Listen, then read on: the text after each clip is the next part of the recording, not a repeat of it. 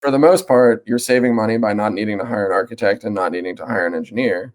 And you're saving a ton of time because we have this very expedited federal, approval process. Mhm. But the real savings are on the construction itself. I mean, if you just imagine like buying 40 megatons of lumber all at once, you're going to get better prices. And then when you have machines building the house on an assembly line, super precise, more fast, too.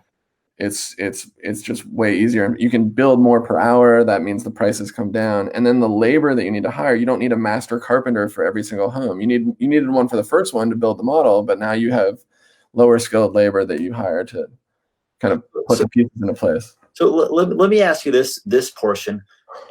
Whenever you guys provide your estimates, does that include like the all-in cost, or is that kind of just like, because I'm going through the process right now, and it's kind of like, okay, roughly about this much for the architect, roughly about this much for permit. Yeah, here's a magic number per square foot that's like all in. And then I have no idea what the construction cost is going to be, because obviously I want to get it approved first before I go get some estimates. Yeah, you can't even get bids until you're done with paying for permits. You're 30 grand out of pocket before you've even gotten bids on. So that's the question that I would have, and I think that would be important for like the consumers as well too.